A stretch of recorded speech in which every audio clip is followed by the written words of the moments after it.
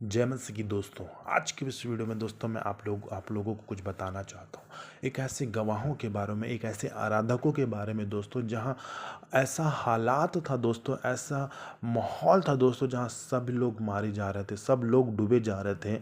और लेकिन वे लोग जो थे, आराधक जो थे, खड़े हुए थे परमेश्वर की स्तुति करते हुए। दोस्तों मैं बात करना चाह रहा हूँ टाइटैनिक के विषय में। दोस्तों टाइटैनिक मूवी आपने देखा या सुना होगा, या दोस्तों उसके बारे में आप जरूर जानते होंगे। ऐसा कोई व्यक्ति नहीं जो टाइटैनिक के बारे में नहीं जानता होगा, बहुत रेयर ऐसे लोग होंगे। दोस्तों टाइटैनिक में आप देखे होंगे कि वो पहले ही सफ़र में दोस्तों वो डूब जाता है, हिमखंड से टकरा जाता है दोस्तों, और वो डूबने लग जाता है। वहाँ भगदड़ मच जाती है, लोग अपने जीवन को बचाने के लिए इधर उधर भगते हैं दोस्तों। लेकिन दोस्तों उस बीच में मैं परमेश्वर के एक अद्भुत कार्य के बारे में बताना चाहूँगा, एक ऐसे आराधकों के बारे में बताना चाहूँगा जो डूबते हुए जहाज में भी परमेश्वर की आराधना करना नहीं छोड़े, अपने जीवन को गंवा दिए। दोस्तों अगर आप और भी ऐसे गवाहों के बारे में जानना चाहेंगे तो मेरे वीडियो में बने रहें। मैं आपको बताना चाहता हूँ टाइटैनिक मूवी के बारे में। आपने पढ़ लिया या देख लिया होगा, लेकिन दोस्तों टाइटैनिक में जो कार्य परमेश्वर ने किया उसके बारे में आपको ज़रूर जानना चाहिए। दोस्तों मेरे वीडियो में जाइएगा, मेरे चैनल में, और देखिएगा वहाँ पे टाइटैनिक के बारे में। एक परमेश्वर के दास हैं, उन्होंने कैसे वहाँ पे डूबते हुए जहाज़ों पे आत्माओं को बचाने के लिए उनके पास जा जाकर सुसमाचार प्रचार किया दोस्तों। तो दोस्तों मैं एक बैंड के बारे में बताना चाह रहा हूँ, एक आराधकों के बारे में बात करना चाहता हूँ जो टाइटैनिक जहाज़ में थे। दोस्तों जब टाइटैनिक हिमखंड से टकराता है तो जहाज़ डूबने लग जाता है, जहाज़ धीरे धीरे डूबता है। दोस्तों जब वो जहाज़ डूबने लग जाता है तो भगदड़ मच जाती है। भगदड़ इस कदर मचती है दोस्तों कि हर एक व्यक्ति लाइफ बोट पाना चाहता है, जैकेट पाना चाहता है, ताकि वो बच सके और वो डूब ना सके। क्योंकि दोस्तों उस समय ठंड का माहौल था और बर्फीला जगह था और ठंडा पानी था दोस्तों। तो दोस्तों वहाँ पे बहुत इसलिए ज़्यादा भगदड़ थी। लेकिन दोस्तों उस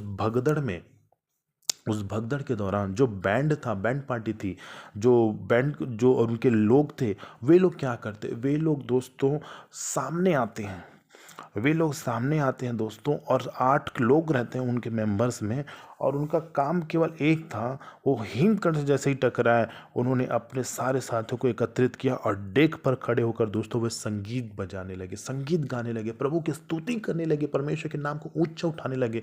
वो चाहते तो वे भी जा सकते थे, अपने टीम के साथ बच सकते थे, लाइफ बोट या जैकेट पहनकर वो भी सुरक्षित हो सकते थे। लेकिन उन्होंने ये चुनाव नहीं चुना, उन्होंने चुनाव लिया कि इस भीड़ में हम आराधना करेंगे, और इस भीड़ में जो है लोग भाग रहे हैं उनके मनों में शांति आए, ताकि बच्चे बुजुर्ग जो हैं अच्छे से जैकेट पहन सके और लाइफ बोट में नाव में जा सके।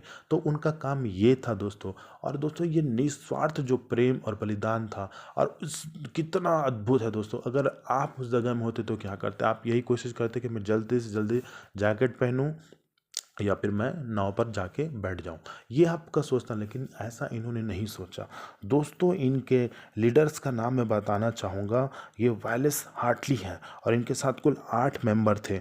और इन्होंने बहुत ही जोरदार परमेश्वर की स्तुति करने लगे दोस्तों, बहुत ही अच्छे आराधक के हाथ ये गीत गाने लगे दोस्तों। इनके बारे में, इनके जो गीत थे, जिसका नाम था मेरे ईश्वर मैं तेरे करीब हूँ, चाहे हो रास्ता सूली जैसे कठिन क्यों ना हो, यह मेरा गीत, और मैं प्रार्थना करता रहूँगा कि मैं तेरे और करीब आऊँ।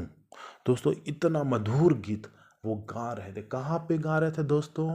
दोस्तों मैं आपको एक चीज़ बताना चाहता हूँ।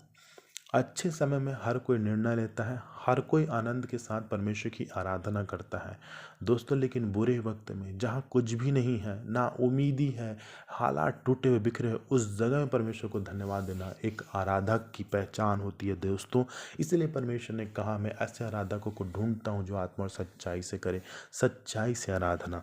दोस्तों वो चाहते तो ये सब बच सकते थे, लेकिन इन्होंने अपनी जान की परवाह न की दोस्तों।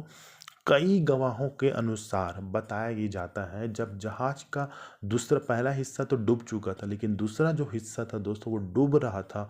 तो उस जगह में भी इन लोग आकर अपने पैर के पानी, उनके पैर भी पानी में से भर गए थे, फिर भी इन्होंने अपनी आखिरी सांस तक गीतों को गा रहे थे और परमेश्वर की महिमा करते। उस जगह में जहाँ लोग मृत्यु, जो अपने जीवन को बचाने के लिए इधर उधर भाग रहे थे, भगदड़ कर रहे थे, लेकिन उस सुनसान जगह में, उस भीड़ में, उन जगहों में क्या कर रहे थे, ये आराधना कर रहे थे।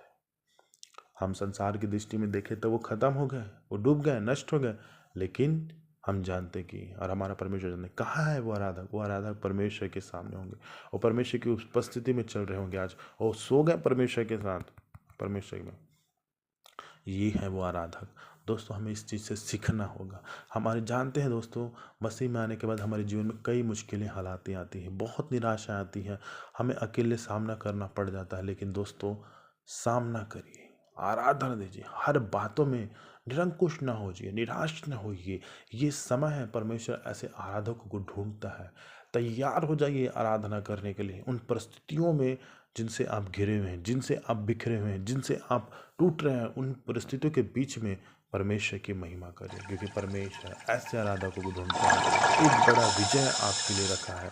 तो दोस्तों ये छोटा सा गवाही मैं आप लोगों के सामने शेयर किया हूँ, और भी हमारे साथ जुड़े रहें और भी ऐसी गवाहियों के लिए। Thank you.